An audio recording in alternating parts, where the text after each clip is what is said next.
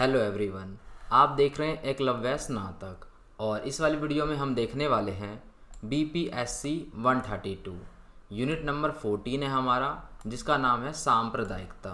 ठीक है दोस्तों, यहाँ आप देख सकते हो आपका जो यूनिट नंबर फर्स्ट है, यहाँ से लेकर आपका जो यूनिट नंबर 13 है धर्मनिरपेक्षता, यहाँ तक जो है आपका हो चुका है। इस वाली वीडियो में हम जो है यूनिट नंबर 14 सांप्रदायिकता को पूरा कंप्लीट कर देंगे। उसके बाद आपका जो है यूनिट नंबर 15 रह जाएगा, लास्ट वाला। ठीक है, वो भी आने वाली वीडियो में क्या है कंप्लीट हो जाएगा। ठीक है दोस्तों, तो ये सारी बातें हैं। यहाँ क्या है, अगर आपको कुछ पूछना है तो आप पूछ सकते हो, डिस्क्रिप्शन में आपको लिंक मिल जाएगा।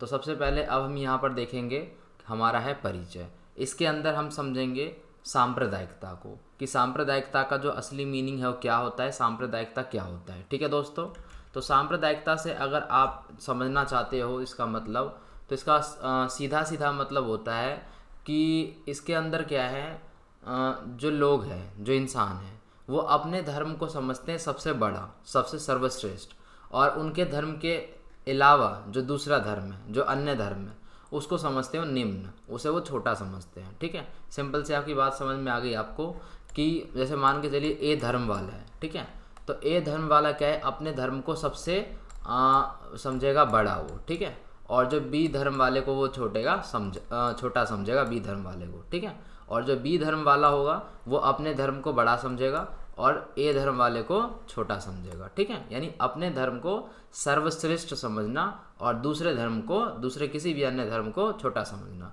ये होता है सांप्रदायिकता के अंदर। ठीक है, सांप्रदायिकता एक धार्मिक विचारधारा है। ठीक है, ये धर्म से रिलेटेड है, तो एक धार्मिक विचारधारा है और ये किसी समुदाय से जुड़ी होती है। ठीक है, इसमें क्या है, जो कट्टरपंथी विचारधारा है ना, कि अपने धर्म को ही सबसे सर्वश्रेष्ठ समझना, ये सांप्रदायिकता एक नकारात्मक स्वरूप है। ठीक है, ये एक नेगेटिव पॉइंट है इसमें।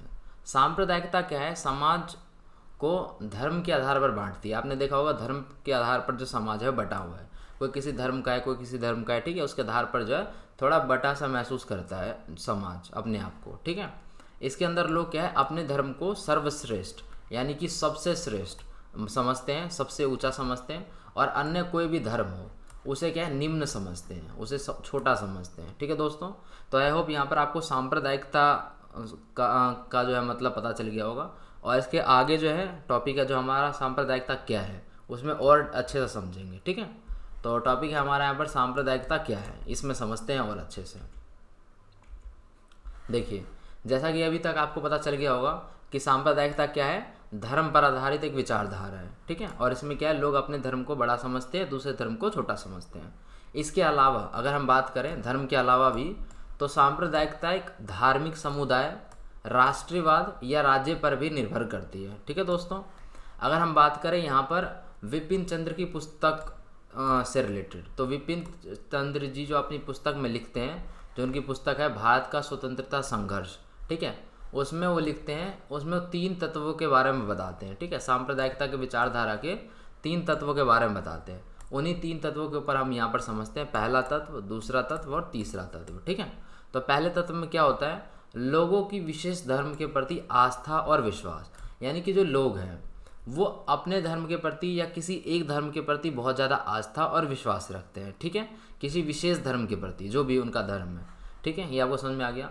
अलग अलग धार्मिक समुदाय के लोगों का जो हित है वो हित नहीं होता है। ठीक है, उसके बाद जो तीसरा है वो क्या है, इसके अनुसार अलग अलग धार्मिक समुदाय के सदस्यों में परस्पर विरोध बना रहता है। ऐसा आपने देखा होगा, जैसे मान के चलिए ए धर्म वाला है तो वो बी धर्म वाले से थोड़ा क्या है वो विरोध दिखाता है। ठीक है, प्रदर्शित करता है। ऐसा हो सकता है बिल्कुल कि जो ए धर्म वाला है वो बी धर्म वाले को पसंद नहीं करता है, ये ऐसा भी संभव है कि बी धर्म वाला जो है ए धर्म को पसंद नहीं करता, दोनों के बीच में क्या है कुछ विरोध हो सकता है। ठीक है, इस प्रकार की चीज़ें जो है बनी रहती है, आपको पता होगा। ठीक है, आगे देखते हैं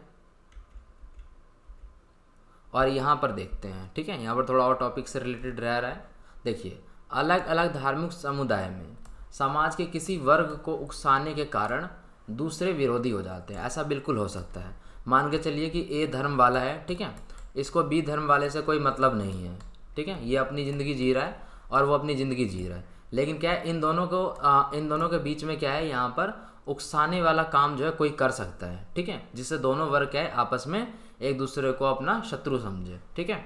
वर्ग को उकसाने का कार्य कोई भी कर सकता है, उसमें हो सकता है कि राजनीतिक दल शामिल हो, ठीक है, राजनीतिक दल के नेता कर सकते हैं ये काम, या कार्यकर्ता कर सकता है उस धर्म का, कोई भी कर सकता है, ठीक है।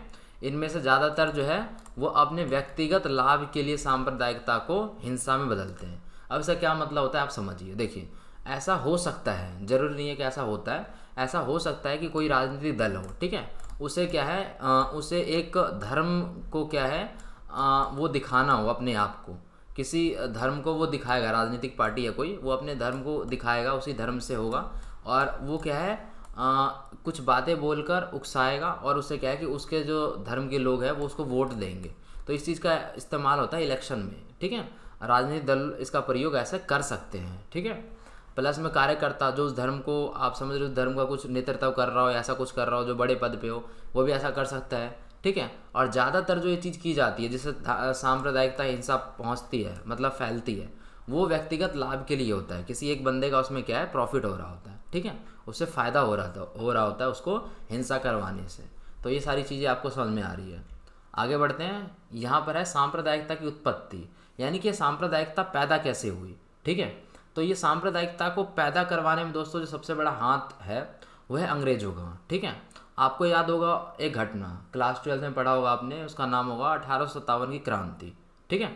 1857 की क्रांति टाइप ऐसे ही कुछ है, उसमें विद्रोह हुआ था, आपको पता है कि उसमें क्या हुआ था कि उस विद्रोह में आपको पता होगा कि हिंदू और मुस्लिम जो है साथ में मिलकर लड़े थे, ठीक है। सूअर और गाय की चर्बी से बने कारतूस से रिलेटेड प्रॉब्लम थी, और भी कई सारी चीज़ें थी जिससे हिंदू और जो मुस्लिम है वो आपस में मिल गए थे। तो उससे क्या है कि उस समय अंग्रेज़ों की जो नींव है वो हिला दी थी हिंदुस्तानियों ने, ठीक है, मतलब भारतीयों ने। तो उन्होंने जब हिल गई थी मतलब अंग्रेज़ों को बहुत ज़्यादा नुकसान हुआ था उससे, और अंग्रेज चाह कर भी उस विद्रोह को दबा नहीं पा रहे थे। क्यों? क्योंकि उसमें जो है सब आपस में मिल गए थे। तो उसी के कारण क्या है, फिर अंग्रेज़ों ने एक तरीका निकाला, और वह तरीका क्या था आपको पता ही है, डिवाइड एंड रूल वाला, ठीक है, फूट डालो और शासन करो। तो उसके अंदर में क्या है, उसी से वहीं से सांप्रदायिकता की उत्पत्ति हुई। वहाँ से क्या है, जब सांप्रदायिकता की उत्पत्ति हुई, जब इस चीज़ को यहाँ पर बढ़ावा दिया गया, तो फिर लोग क्या है, लोग अलग अलग थोड़े बंटने लगे, ठीक है, क्योंकि उनको धर्म के आधार पर थोड़ा थोड़ा बांटा गया कि अंग्रेज क्या है उससे अपना फ़ायदा उठा सके। अंग्रेज अगर इस चीज़ में सफल रहे होंगे तो वहाँ पर क्या है, फिर दोबारा जो सभी लोग एकजुट नहीं होंगे और अंग्रेज को खतरा नहीं होगा, इसलिए अंग्रेज ने क्या है इस चीज़ को पुश किया था, ठीक है, इसको जो है आगे बढ़ाया था। तो आप समझ गए होंगे यहाँ पर कि सांप्रदायिकता की उत्पत्ति कैसे हुई थी। तो ये तो मेरे सरल शब्दों में था, अब यहाँ पर हम समझते हैं नोट्स के द्वारा, ठीक है। यहाँ पर समझिए, अंग्रेजों ने क्या किया, कभी भी भारत को अपनी मातृभूमि नहीं समझा, ठीक है, उन्होंने कभी भी भारत को अपना नहीं माना। वो क्या है व्यापार के चलते आए थे, और उनका जो मेन फोकस था वो था लाभ कमाना, आर्थिक लाभ कमाना, ठीक है। अंग्रेजों ने केवल भारत के संसाधनों का इस्तेमाल किया, उसका शोषण किया, आर्थिक रूप से भारत को यहाँ पर है नुकसान पहुँचाया, ठीक है, अंग्रेजों ने यही सब काम किया। आर्थिक नुकसान के साथ साथ क्या हुआ, उन्होंने धार्मिक आधार पर भी शोषण करने की कोशिश की, ठीक है, बहुत ज़्यादा कोशिश की उन्होंने, और की भी उन्होंने, ठीक है। एक तरह से आप समझ सकते हो कि सांप्रदायिकता उन्हीं की देन है। तो उन्होंने धर्म के आधार पर भी बहुत ज़्यादा शोषण किया, उसकी कोशिश की। अगर हम बात करें 1857 के प्रथम स्वतंत्रता संग्राम की, जैसे मैं आपको बताया था अभी, ठीक है, तो 1857 के प्रथम स्वतंत्रता संग्राम की, तो उसमें हिंदू और मुसलमान जो है, आपको पता है जो मुस्लिम है वो मिल गए थे और मिलकर आंदोलन किया था उन्होंने, ठीक है। और अंतिम मुगल बादशाह बहादुर शाह जफर के नेतृत्व में हुआ था। उस समय क्या है, इन्होंने उसका जो है यहाँ पर नेतृत्व किया था, ठीक है, याद होगी आपको सारी चीज़ें क्लास 12 वाली। उन्होंने एकता के साथ क्या किया था, आंदोलन किया था, आपस में मिल गए थे सभी लोग, उन्होंने यहाँ पर आंदोलन किया था, जिसकी वजह से क्या हुआ, अंग्रेज़ों को बहुत ज़्यादा नुकसान हुआ था, उनकी सत्ता हिल गई थी, और उनको पता चल गया था कि अब जो उनका राज है वो बहुत दिनों तक चलने नहीं वाला है, ठीक है। उसके बाद क्या किया, अंग्रेज़ों ने ये महसूस किया कि हिंदू और मुसलमानों की एकता को तोड़ना पड़ेगा, ठीक है। उन्होंने सोचा कि अब इनको धर्म के आधार पर बांट देते हैं, ठीक है। तो उन्होंने फिर यही तरीका अपनाया, आपको पता ही है, अंग्रेज़ों ने फूट डालो और शासन करो की जो नीति है इसको जो है वहाँ पर अप्लाई किया, ठीक है। इस नीति को उन्होंने सोचा कि अगर हम इसको क्या करेंगे, फूट डालेंगे इनके अंदर, तो उससे क्या है कि ये कभी वापस जुड़ नहीं पाएंगे, और जब नहीं जुड़ पाएंगे तो इसके लिए सबसे ज़्यादा जो प्रॉफिट होगा किसका होगा, वो अंग्रेज़ों का होगा। तो ये सारी जो चीज़ें हैं तो होती हैं, ठीक है। तो आपको समझ में आ गया होगा। अब हम बात करते हैं यहाँ पर सांप्रदायिकता और राज्य, ठीक है, कि सांप्रदायिकता से रिलेटेड राज्य, सरकार, ये सारी चीज़ें, इसके ऊपर हम यहाँ पर थोड़ी बातचीत है वो करते हैं, ठीक है। देखिए, अगर हम बात करें यहाँ पर के.एन. पाणिकर के अनुसार, तो राजनीतिक और सांप्रदायिकता एक दूसरे के पूरक बन गए हैं। इसका क्या मतलब है कि इन दोनों में संबंध है। अब राजनीतिक में सांप्रदायिकता का इस्तेमाल किया जाता है, और वो कैसे किया जाता है मैंने आपको बताया अभी, ठीक है, कि ऐसा हो सकता है कि इस दोनों को आपस में मिलाकर यहाँ पर क्या है कि इलेक्शन में इसका फ़ायदा उठाया जाए, ठीक है। इसका इस्तेमाल जो है राजनीतिक में होता है। अगर हम यहाँ पर बात करें इसी प्रकार से, राज्य सांप्रदायिकता को रोकने तथा बढ़ाने में महत्वपूर्ण भूमिका निभाता है। ऐसा हो सकता है बिल्कुल कि राज्य क्या कर सकता है, सांप्रदायिकता को बढ़ाने में भी और रोकने में भी, दोनों में उसका जो योगदान है वो हो सकता है, ऐसा बिल्कुल हो सकता है, ठीक है। इसके अनुसार राज्य अलग अलग समूह एवं वर्गों के दबाव में ही कार्य करता है, ऐसा भी बिल्कुल संभव है।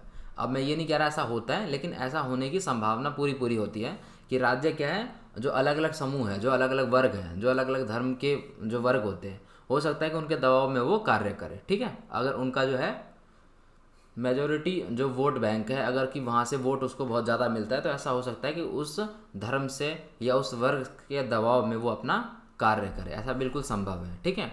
सीपी भामरी के अनुसार अगर हम बात करें, तो भारत में एक तरफ दो तरह के कानून इन्होंने बताए हैं सीपी भामरी ने। पहला बताया है कि भारत में एक जो है एक तरफ है कानून है जो तकनीक के अनुसार काम करता है, वहीं दूसरी तरफ वो है जो समाज के पारंपरिक रीति रिवाजों के अनुसार चलता है, ठीक है। यहाँ पर इन्होंने दो पहलू बताए हैं, और इसी के अनुसार क्या है, सांप्रदायिकता और धर्मनिरपेक्षता दोनों सम्मिलित है। आपने यहाँ पर अभी ये तो समझ लिया कि सांप्रदायिकता होती है, लेकिन अब कभी हमने ये पढ़ा था धर्मनिरपेक्षता, जिसमें सभी धर्मों को समान समझा जाता है। तो यहाँ पर दोनों चीज़ें होती है। ऐसा भी हो सकता है कि सभी धर्मों को समान ना समझा जा रहा हो, और ऐसा भी हो सकता है कि दोनों धर्मों को समान समझा जा रहा हो, ठीक है। इसमें दोनों जो चीज़ें हैं वो थोड़ी यहाँ पर शामिल है, और हमें दोनों ही चीज़ें देखने को मिलती हैं, ठीक है, रियलिटी में, ठीक है। तो ये सारी चीज़ें हैं, आप समझ पा रहे हो। आगे चलते हैं, और यहाँ पर हम बात करते हैं सांप्रदायिकता और मीडिया, ठीक है, कि मतलब कि मीडिया का क्या योगदान है सांप्रदायिकता के अंदर में। तो मीडिया का भी यहाँ पर जो है सांप्रदायिकता को बढ़ाने घटाने में इन सब का जो योगदान है वो होता है। अब कैसे होता है उस चीज़ को हम यहाँ पर जो है डिटेल में थोड़ा समझने का प्रयास करते हैं, ठीक है दोस्तों।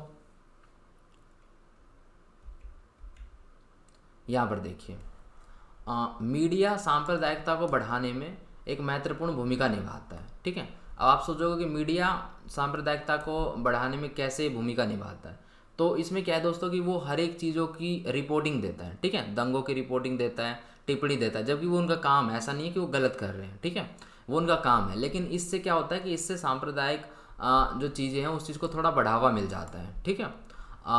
अब ऐसा कभी दुश्मनी हो जाती है, मान के चलिए किसी एक धर्म को दूसरा धर्म पसंद नहीं करता है, और उसके खिलाफ कुछ ऐसी न्यूज़ आई कि उसने यहाँ पर कुछ ऐसा कार्य किया है, ठीक है, तो उसमें क्या है कि थोड़ा जो है महसूस हो जाता है लोगों को, और ये सारी चीज़ें जो है थोड़ी बढ़ जाती है। ये सांप्रदायिकता दंगों पर रिपोर्टिंग करती है और टिप्पणी करती है, ठीक है, ये सारी बातें। ये अलग अलग समुदाय के नेता की भूमिका का विश्लेषण भी करती है। हाँ, यहाँ पर भी चीज़ें हैं, ये महत्वपूर्ण भूमिका निभाती है सांप्रदायिकता को बढ़ाने में। आपने देखा हो कभी कभी वाद विवाद होता है, मतलब अलग अलग समुदाय के नेता को, दो अलग समुदाय के नेता को वहाँ पर आपस में बिठा दिया जाता है, और उनके बीच बहुत लंबी बातचीत होती है। तो उससे भी वहाँ पर क्या है, लोग दोनों समुदाय के नेता से जुड़ जाते हैं, और वहाँ पर क्या है फिर दोनों समुदाय में ऐसा हो सकता है कि वहाँ पर जो भावनाएं हैं वो गलत पहुँचे दोनों के पास, ठीक है। ऐसा हो सकता है कि दोनों समुदाय एक दूसरे को पसंद ना करें, ऐसी बहुत सारी जो पॉसिबिलिटी है वहाँ पर होती है। मीडिया एक तरफ लोगों में जागृति फैलाने का भी काम करती है। मीडिया क्या आपको पता है, ये मीडिया बहुत अच्छी चीज़ होती है। मीडिया जो है लोगों में क्या है, जागृति फैलाने का काम करती है, लेकिन इसी के चक्कर में कभी कभी यहाँ पर सांप्रदायिकता को बढ़ावा भी मिल जाता है, ठीक है, ये सारी चीज़ें होती हैं। तथा दूसरी तरफ क्या है, कई अवसरों पर सांप्रदायिकता विभाजन के कार्य में भी योगदान दे देती है, ठीक है। अब ऐसा नहीं है कि इनका मोटिव ही है कि विभाजन करवा दें, लेकिन कभी कभी उस तरफ भी जो चीज़ें हैं वो चली जाती हैं, ठीक है। सही करते करते कभी कभी वो चीज़ें जो है नेगेटिव चीज़ें में भी चली जाती है, ठीक है। तो ये सारी चीज़ें हैं, आपको समझ में आ गया होगा। आपका जो यूनिट है ये ख़त्म हो चुका है, ठीक है। अब टेलीग्राम और इंस्टाग्राम का जो लिंक है आपको नीचे डिस्क्रिप्शन में मिल जाएगा, ठीक है। टेलीग्राम में आप ज्वाइन हो सकते हो। इससे क्या होगा, आपको समय समय पर ज़रूरी चीज़ें इसमें प्रोवाइड कराई जाएंगी। ठीक है, तो ये सारी चीज़ें। वीडियो अगर आपको पसंद आ गया तो आप लाइक कर सकते हो, कमेंट कर सकते हो, शेयर कर सकते हो। ठीक है, साथ ही चैनल को सब्सक्राइब करके बेल नोटिफिकेशन आइकन को प्रेस कर दें। इससे क्या होगा, नई वीडियो की जो नोटिफिकेशन है आप तक पहुंचती रहेगी। तो धन्यवाद दोस्तों, मिलते हैं नेक्स्ट वीडियो में।